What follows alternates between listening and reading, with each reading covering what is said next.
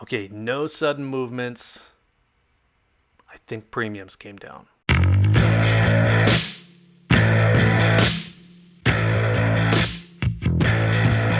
So I don't want to jinx anything here, but premiums on gold are the lowest that I've seen them since early 2020. Probably shouldn't get too excited because some of this is still hit and miss, but if we were to start out simply looking at the American Gold Eagle, I think that would give us a pretty clear picture, at least here in the United States, of what's going on with premiums.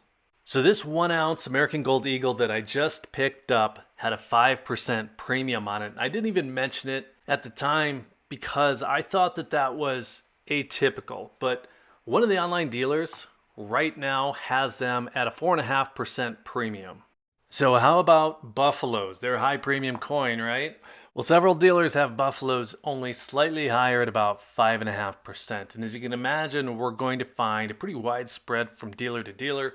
But just the fact that we can find major online dealers listing buffaloes with a 5.5% premium, that's a pretty big change from last year and most of 2020, where 7 to 9% was the typical percentage. In this particular coin, this is the one that came out of the TEP. This is the Mint Direct First Strike. I paid a lot more than 5.5%.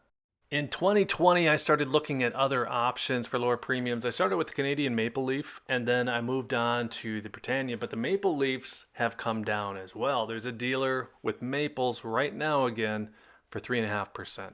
Now, generally speaking, I don't get real caught up with premiums, but the last few years have been very atypical in a lot of ways, of course. But I mean, in terms of premium, a year ago, it was pretty common to find 1 ounce CMLs going for 7%.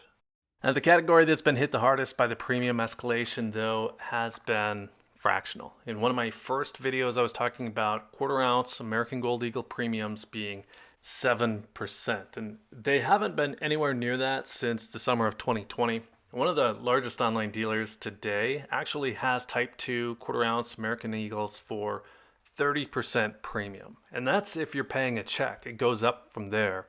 But today I found two online dealers listing them for 13%. And I don't know that 13% is a great price, but that's significantly lower than last year's premiums and 2020 from about April forward. If nothing else, though, we are going in the right direction. And this has been consistent for the last few weeks at least. Hopefully it holds. I got it in my head that I wanted a half eagle Indian head last month, and I almost missed the premiums had come down. This is a great example of something I've been looking for a while, so I jumped on it. But my purchases were made locally, and I just thought that I caught a great deal, at least on the eagle. The pre-33 that I've been finding, though, has actually been going up. It's almost like the premium climb has been a delayed reaction.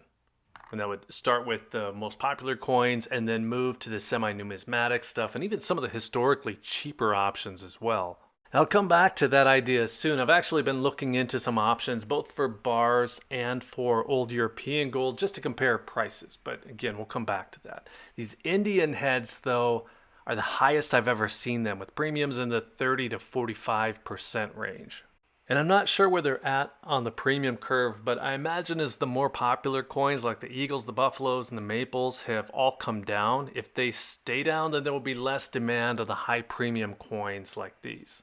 Now, it wasn't long ago that these were actually about the same price as the 1/4 ounce Eagles, and I wonder if the prices can hold if those other coins are consistently going to be cheaper.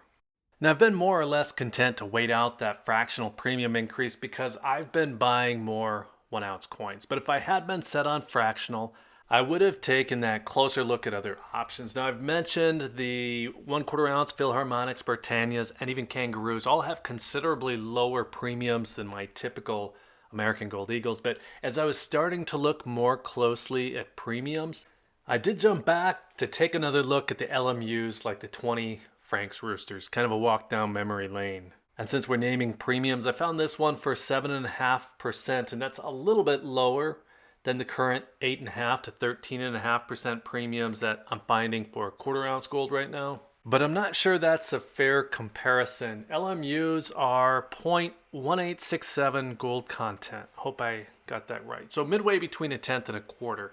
And 7.5% is definitely lower than the 16 to 18% premiums on the 10ths right now, but I'm still not completely convinced it's worth it. I think the old European gold deserves its own video, especially given my history with coins, both with buying and with selling. What I'll say here, though, is that they have their own market. They don't seem to be on the same premium curve as the modern bullion, almost more like the pre-33, in that they started cheaper and then they got more expensive as it went. Like any of these coins, though, you can always find better deals sporadically if you hunt. I'm mostly looking for repeatable prices here, though, something consistent, since most of us are not going to just buy once and then be done with it. Random coins seem to be coming down lately as well. I mentioned in a recent video that if you catch the right series coin or commemorative, you might even have more upside down the road, since a lot of these coins are being released for the same price as the more expensive bullion options like the Eagles and the Buffaloes. At least that was the case when premiums were 7%. And with the fractional, most of the random coin deals from the major dealers seem to be shipping the current series coin. So I know a lot of people are catching 1/10 and even 1/4 ounce lunar tigers at the best deal prices. So that's like 8 to 9% for quarters and 15 to 16% for the 10ths. And if 15 to 16% seems high, well, it is.